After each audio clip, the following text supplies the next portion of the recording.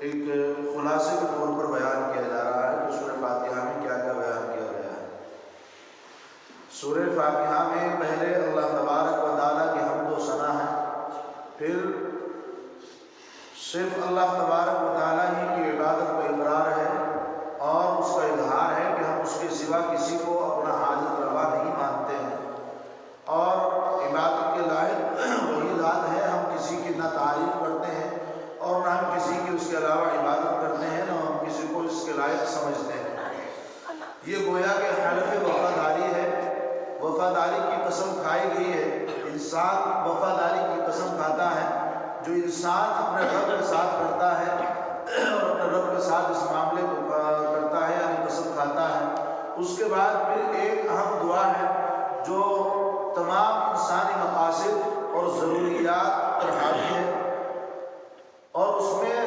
بہت سے فوائد ہیں، بہت سے اس کے فائدے ہیں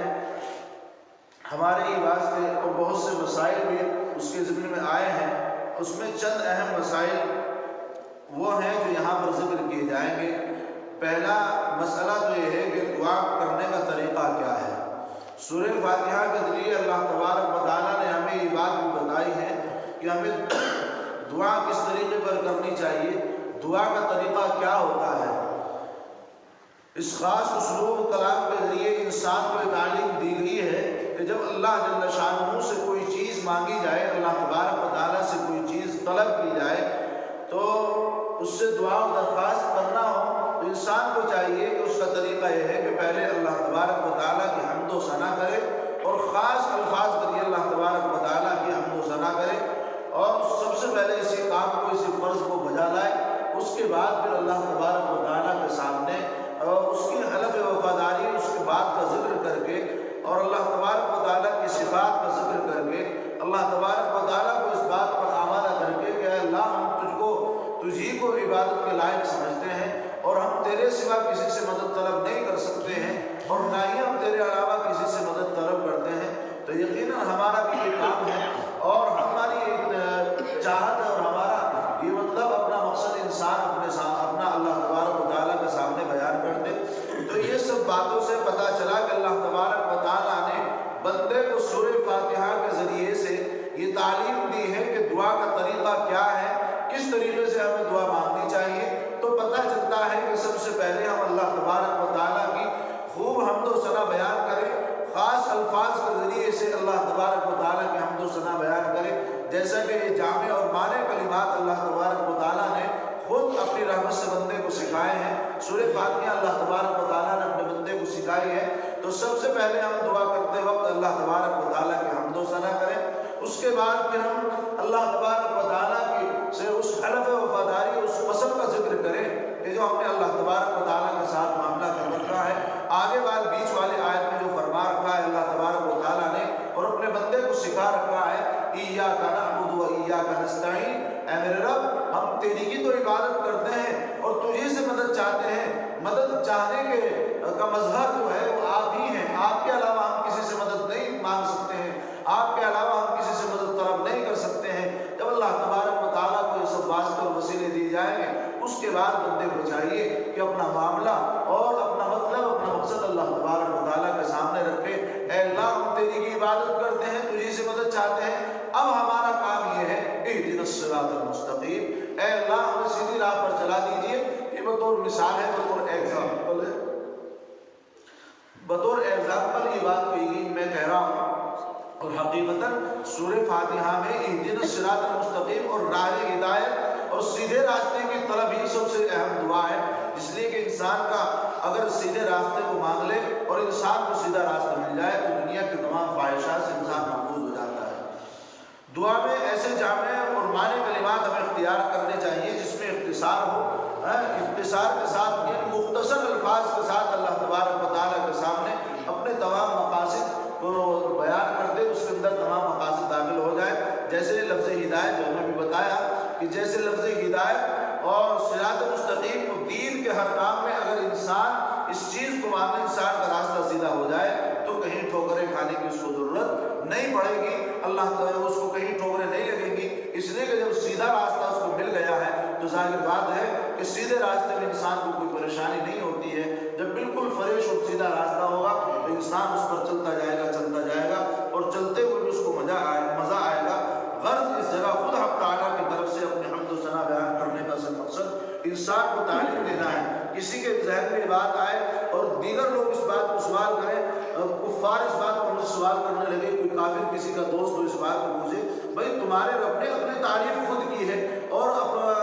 तुम्हारे नबी ने कहा है कि अपनी तारीफ खुद नहीं करनी चाहिए, तो तुम्हारे तो अल्लाह ही ने अपनी तारीफ खुद की है। तो अल्लाह तबारक व तआला ने जो अपनी तारीफ खुद की है सूरह फातिहा के अंदर, उसका जवाब ये है कि अल्लाह तबारक व तआला अपने बंदे को तालीम देना चाह रहे हैं, अपने बंदे को तालीम दे रहे हैं कि मुझसे मांगने का तरीका ये है। मुझसे मांगने का तरीका है इसलिए कि हर एक दरबार के कोई ना कोई उसूल और कानून होते हैं। दुनियावी बादशाह जो हैं, दुनियावी लोग जो होते हैं, उनके यहाँ के भी कोई ना कोई कानून होते हैं। भाई आप हमारे यहाँ इस काम के लिए आएंगे तो उसका ये तरीका है, आपको फॉर्म फिल करना पड़ेगा, आपको ये बात करनी पड़ेगी, इस बात का जवाब देना पड़ेगा, तब आपका ये काम होगा। ऐसे ही दरबार आलिया का भी ये काम है और अल्लाह तबारक व तआला का ये उसूल है कि जब तुम अल्लाह तबारक व तआला से मांगोगे तो उसका उसूल ये है कि अल्लाह तबारक व तआला ने उन उसूल को बयान किया है, अपने बंदे को सिखाया है कि कहीं वो इनमें कोताही न कर जाए और मुझसे मांगने में वो कोताह न हो जाए।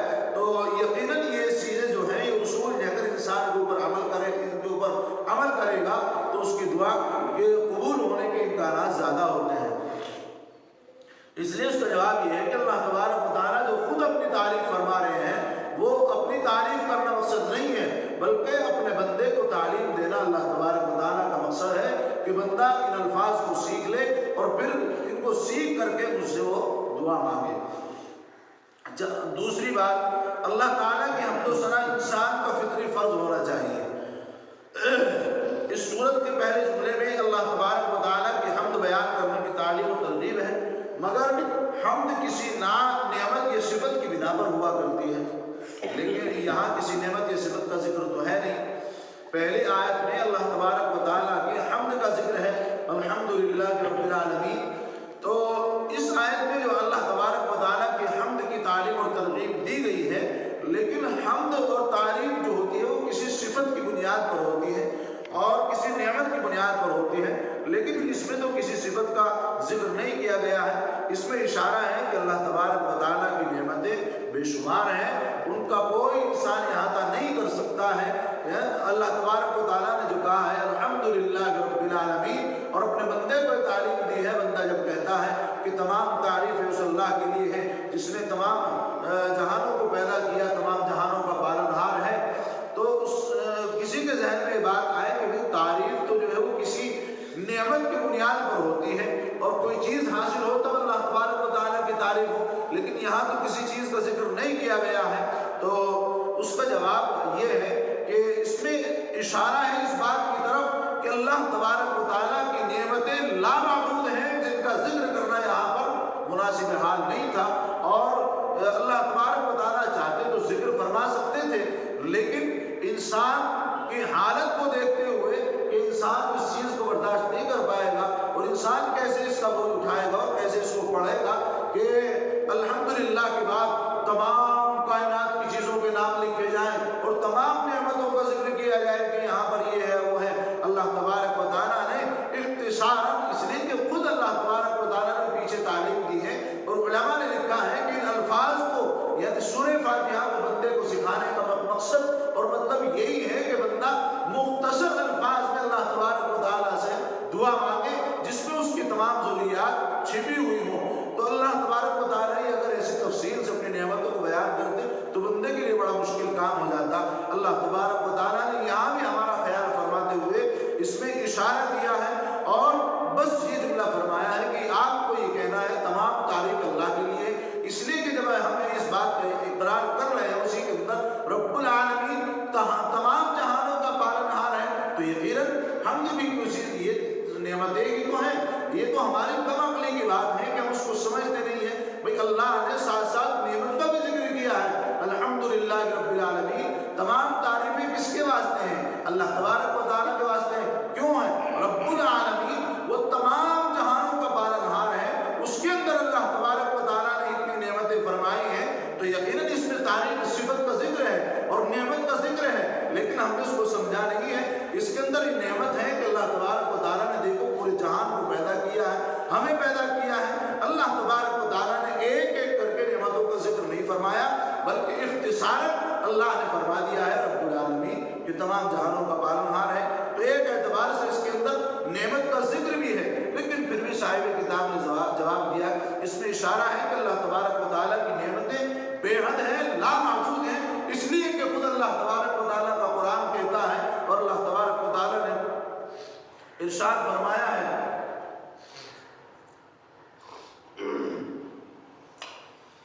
अल्लाह के कुरान की आयत है वो इन तउद्दू निअमतल्लाहि ला तुहसूहा, कि अगर तुम अल्लाह तबारक व तआला की नेमतों को शुमार करना चाहो तो नहीं कर सकते हो। अल्लाह तबारक व तआला की नेमतें इतनी बेबहा है और इतनी नवाजिशें अल्लाह तबारक व तआला के इंसान के ऊपर है कि अगर इंसान अगर सारे आलम को छोड़कर अपने ही वजूद पर नजर डाल ले तो ये मालूम होगा कि इंसान का खुद का वजूद अल्लाह तबारक व तआला की बहुत बड़ी नेमत है और ये आलम असगर है, यानी ये छोटी दुनिया अल्लाह तबारक व तआला ने एक इंसान को बनाया है और इसके अलावा जो पूरी दुनिया है वो आलम अकबर है, यानी ये पूरी बड़ी दुनिया बनाई है और छोटी दुनिया जो है वो इंसान है। इंसान के अंदर अल्लाह तबारक व तआला ने तमाम नमूने रखे हैं और इसके अंदर तमाम नमूने मौजूद हैं। उसका बदन जमीन, उसका बदन की मिसाल जो है वो जमीन की है, पूरा बदन गोया कि इंसान का क्या है वो इस दुनिया की जमीन के एतबार से कि इंसान का बदन जो है वो जमीन है, उस पर उगने वाले बाल जो हैं वो नबातात हैं, इसलिए कि जमीन के ऊपर क्या उगते हैं, पेड़ पौधे अल्लाह तबारक व तआला ने पैदा फरमाए हैं। और इसी तरह से उसकी हड्डियां जो हैं वो पहाड़ों के मानिंद हैं कि जिनके जरिए अल्लाह तबारक व तआला ने इस जमीन को रोक रखा है और जमीन को थाम रखा है। और उसके बदन की रगें जो हैं वो जिसमें खून दौड़ करता है और खून दौड़ता है वो इस दुनिया के अंदर बहने वाली नदी और नालों के मुताबिक है कि जिस तरह से इस दुनिया के अंदर इस जमीन के ऊपर अल्लाह तबारक व तआला ने नदियां और नाले बनाए हैं और चश्मे और नहरें जारी फरमाए हैं। उनकी मिसाल है कि इंसान का बदन पूरा खुद ब खुद अगर इंसान अपने ऊपर नजर डाले तो अल्लाह तबारक व तआला की बेबहा नेमतों का अंदाजा नहीं किया जा सकता है। इंसान खुद एक जमीन की हैसियत रखता है और उसके बदन पर उगने वाले बाल इस दुनिया जमीन के ऊपर उगने वाले अशजार की हैसियत रखते हैं। अल्लाह ने ये बतौर मिसाल पेश किया जा रहा है कि अल्लाह तबारक व तआला की इतनी नेमतें हैं, इंसान अगर खुद के अंदर गौर करे तो यकीनन हैरान और मुताज्जिब हो जाए। और उसकी मिसाल दी कि किस तरीके से इंसान इस जमीन की हैसियत रखता है और किस तरीके से अल्लाह तबारक व तआला ने अपनी नेमतें और नवाजिशें इंसान के ऊपर फरमाई हैं। यकीनन कोई दुनिया का इंसान इस काम को अंजाम नहीं दे सकता है। और बड़े से बड़ा आदमी इंसान को अल्लाह तबारक व तआला ने दो जुज़ के जरिए से बनाया है। इंसान के अंदर दो जुज़ हैं, दो जुज़ से मुरक्कब है और दो जुज़ से बना हुआ है, एक बदन और दूसरे रूह। और ये भी जाहिर बात है कि इंसान की इन दो चीज़ों में से बदन से ज़्यादा अहमियत किसकी है, वो रूह की है। रूह ज़्यादा असल और आला और अफजल है, बदन महज उसके ताबे और अदना दर्जा रखता है। इस अदना जुज़ के मुताल्लिक और इस अदना जुज़ के मुताल्लिक बदन इंसान की तहकीक करने वाले अतिब्बा ने ये तशरीह की है और ये बतलाया है कि उसमें अल्लाह तबारक व तआला ने तकरीबन 5000 मसलिहतें और 5000 मनाफ़े और फ़ायदे रखे हैं। इंसान के बदन में अल्लाह तबारक व तआला ने 5000 मनाफ़े और मसलिहतें रखी हैं। उसके बदन में 300 से ज़्यादा जोड़ हैं। हर एक जोड़ को अल्लाह तबारक व तआला ने इस एतबार से बनाया है और अपनी कुदरत से ऐसा मिलाया और ऐसा मुस्तहकम और मजबूत किया है कि कभी कोई जोड़ घिसता नहीं है, हमेशा चलता रहता है। इंसान 60-70 साल जिंदगी गुजार करके जाता है। कोई एक चीज़ को आप इस्तेमाल करते रहे, किसी पार्ट को, किसी भी इलेक्ट्रॉनिक मशीन को या किसी भी मशीन को आप इस्तेमाल करें तो ये धीरे धीरे एक जगह इस्तेमाल होती रहेगी तो क्या होगा, एक ना एक दिन वो घिस जाएगी और उसको सर्विस की जरूरत पेश आएगी। लेकिन मेरे रब का कमाल देखिए कि अल्लाह तबारक व तआला ने वो मटेरियल और वो चीज़ें और वो मशीनरी अल्लाह तबारक व तआला ने इंसान के अंदर लगाई है कि इंसान उसको 60-70 साल तक बराबर इस्तेमाल करता रहता है, लेकिन वो कभी घिसती नहीं है। अगर वो घिसा करते तो ये इंसान को बहुत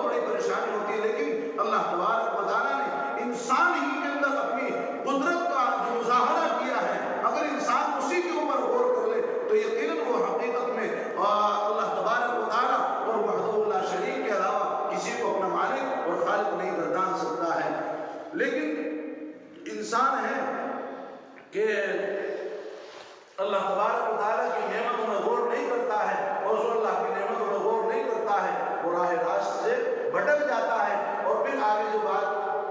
आई है कि ज़ालिमीन और मग़रूर लोगों में वो शुमार हो जाता है। अल्लाह तबारक व तआला की ऐसी नेमतें हैं कि अल्लाह तबारक के इंसान इस मशीनरी को चलाता रहता है। अगर हम किसी चीज़ के अंदर गौर करें कि अल्लाह तबारक व तआला ने इन 300 जोड़ों को इस तरीके से मिलाया है कि कहीं कोई फर्क नहीं रहता है और वो अपने वक्त पर अपने मौके से काम करते रहते हैं। खुद अल्लाह तबारक व तआला ने इरशाद फरमाया है, नहनु खलक़नाहुम व शद्दना अस्रहुम, यानी अगर हमने ही इंसान को पैदा किया और हमने ही उसके जोड़ मजबूत किए हैं। अल्लाह तबारक व तआला खुद कहता है कि इंसान को जैसे हमने पैदा किया है, साथ साथ हमने इंसान के जोड़ों को भी मजबूत किया है। इस कुदरती मजबूती का नतीजा है कि आम आदत के मुताबिक ये नर्म नाजुक और जोड़ ये 70 बरस तक भी इंसान के बराबर चलते रहते हैं और उससे भी ज़्यादा अरसे तक काम देते रहते हैं। इंसानी आज़ा में से सिर्फ एक आँख ही की मिसाल को ले लीजिए कि आँख को अल्लाह तबारक व तआला ने, जिसमें अल्लाह जल्ल शानहू की हिकमत बालिगा का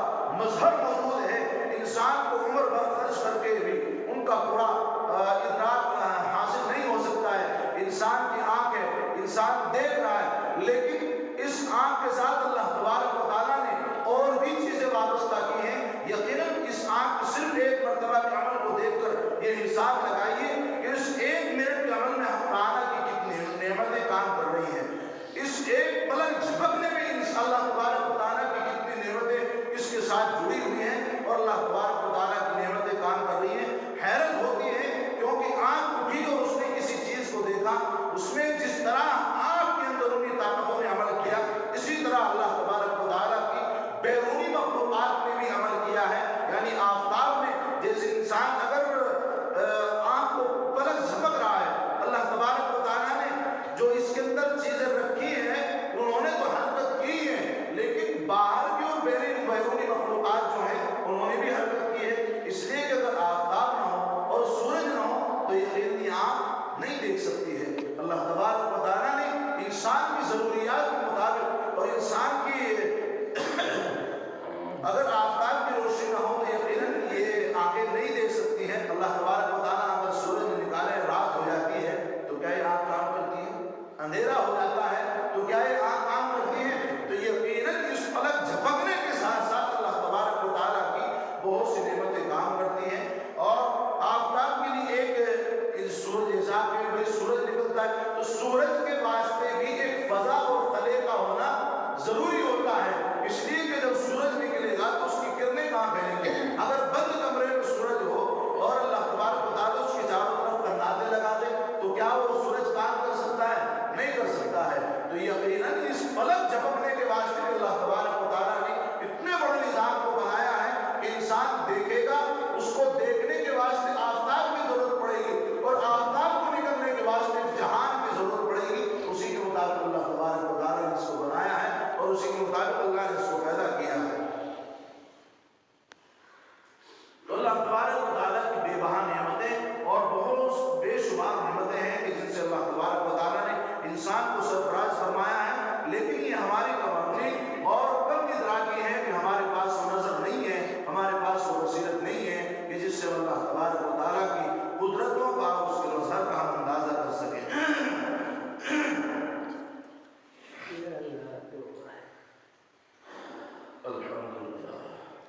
इसी तरह से इंसान के ज़बान है, हाथ है, पाँव है,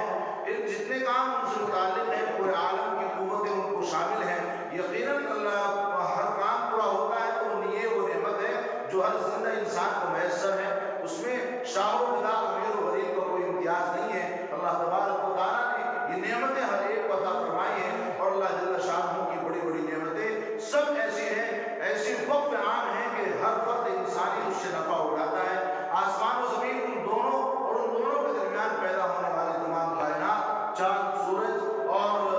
सवाबिक सैयारे, हवा, फजा का नफ़ा हर एक जानवर को भी पहुँचता है और हर एक जानदार को पहुँचता है, हर एक इंसान को पहुँचता है। अल्लाह तबारक व तआला की बेबहा नेमतें हैं। यकीनन इज़्ज़त, जाहो, जलाल ये भी अल्लाह तबारक व तआला की नेमतों में से एक नेमत है और अल्लाह तबारक व तआला की अता की एक किस्म है। अगरचे ये बात बिल्कुल बदीही है कि मुआमाए आम्मा यानी आम नेमतें जो तमाम इंसानों के साथ तौर पर बराबर तौर पर मुश्तरक हैं, जैसे